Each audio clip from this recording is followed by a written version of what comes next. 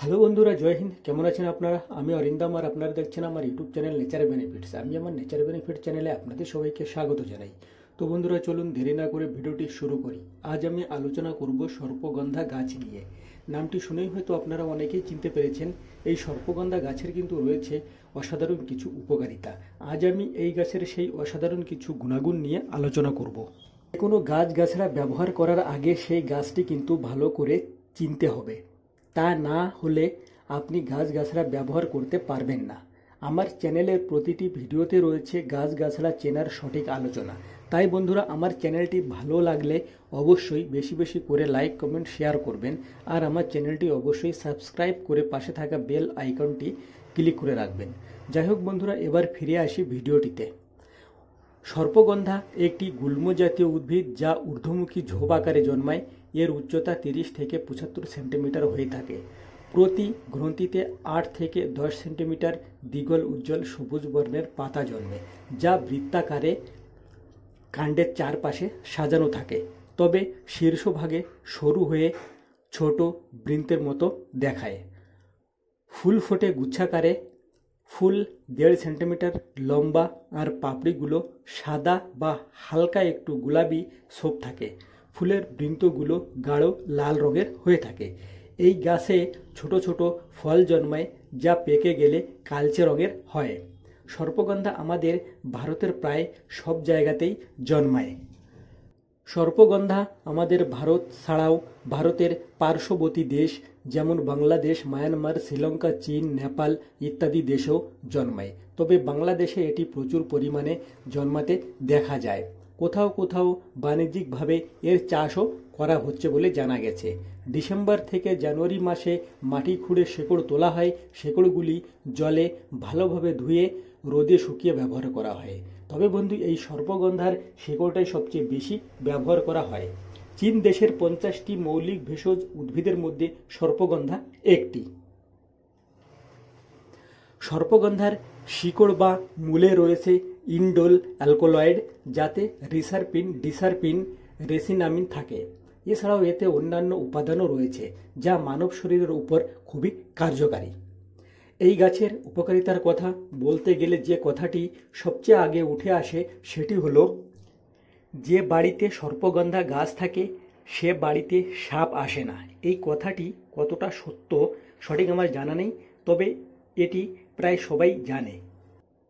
তবে এই কথাটি সবাই জানে যে সর্পগন্ধা গাছ যে বাড়িতে থাকে সেই বাড়িতে সাপ আসে না। শুধু তাই নয়, সাপ সহ যে কোনো বিষধর পোকামাকড়ের কামড়ের প্রতিষেধক হিসাবেও এই গাছটি দারুণভাবে কার্যকারী। এই গাছটিকে সবাই প্রায় সর্পগন্ধা নামেই চেনেন, তবে এর অন্যান্য নামও রয়েছে, যেমন snake root, Indian snake root, rauwolfia serpentine ইত্যাদি। এই গাছের বৈজ্ঞানিক সম্মত নাম হলো রাউলফিয়া সার্পেন্টাইন। তো বন্ধুরা, চলুন এবার এই গাছের বেশ কিছু গুণাগুণের কথা জেনে নিই। ঘুমনের জন্য, ভালো ঘুমের জন্য সর্পগন্ধা। সর্পগন্ধা নিদ্রাজনক বা ঘুমের জেনারেটর নামেও পরিচিত। ঘুমের মান উন্নত করে এবং উত্তেজনা কমায়। সর্পগন্ধা ভাটা অনিদ্রা সমাধান করে।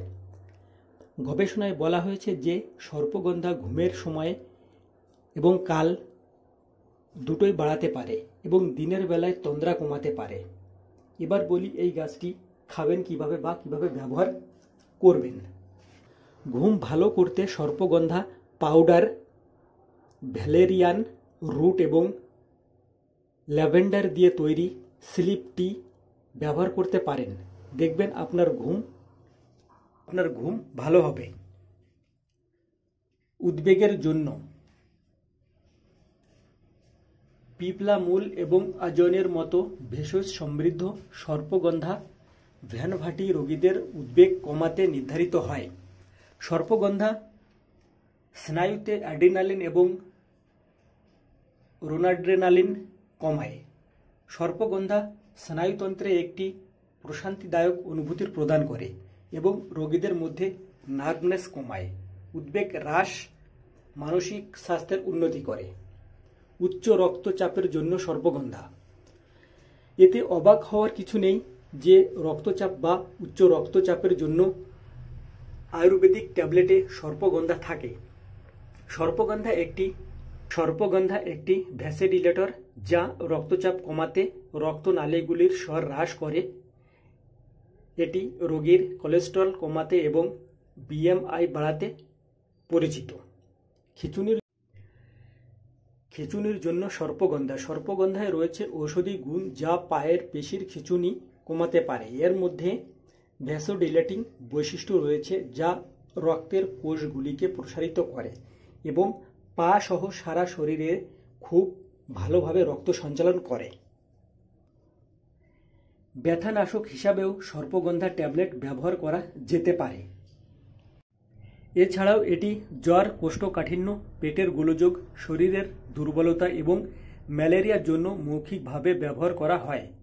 এটি লিভারের রোগ, টিউমারয়েড আর্থরাইটিস, শোথ এবং মৃগী রোগের চিকিৎসায়ও কার্যকর বলে বিবেচিত হয়।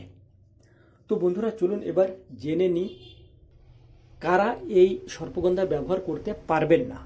প্রথমত, গর্ভবতী মহিলা যারা আছেন তারা এই সর্পগন্ধা ব্যবহার করতে পারবেন না। এবং যে সমস্ত মহিলারা শিশুদের স্তনপান করাচ্ছেন তারাও কিন্তু এই সর্পগন্ধা থেকে দূরে থাকবেন, কারণ এতে রয়েছে রাসায়নিক, যেটা আপনার শিশুর ক্ষতি করতে পারে। আপনার পিত্তথলি, অন্ত্র বা পেটের আলসারের সমস্যা থাকলে সর্পগন্ধা এড়িয়ে চলুন। অপারেশনের রোগীরাও এটি কমসে কম 2 সপ্তাহ এড়িয়ে চলুন। তো বন্ধুরা, দেখলেন তো এই গাছটির কতটা গুণাগুণ রয়েছে। সর্পগন্ধা ব্যবহার করার আগে অবশ্যই ভালো আয়ুর্বেদ ডাক্তারের কাছে পরামর্শ নিয়ে তবেই ব্যবহার করবেন। এই ভিডিওটি ইন্টারনেট থেকে নেওয়া জানকারি দিয়ে বানানো হলো। আপনারা নিজেদের দায়িত্বে এটি ব্যবহার করবেন। এটি ব্যবহার করার পর কোনো পার্শ্ব প্রতিক্রিয়া হলে এর জন্য আমার চ্যানেল কোনো দায়ভার নেবেন না। তো যাই হোক বন্ধুরা, ভিডিওটি কেমন লাগলো কমেন্ট করে জানাতে ভুলবেন না। আমার দেওয়া তথ্য যদি আপনাদের একটু হেল্পফুল বলে মনে হয় তাহলে আমার চ্যানেলটি অবশ্যই সাবস্ক্রাইব করবেন এবং এই ভিডিওটি বেশি বেশি করে শেয়ার করবেন। তো বন্ধুরা, ভিডিওটি আজ এই পর্যন্ত। কথা হবে আগামী ভিডিওতে। ততদিন ভালো থাকবেন, সুস্থ থাকবেন। জয় হিন্দ।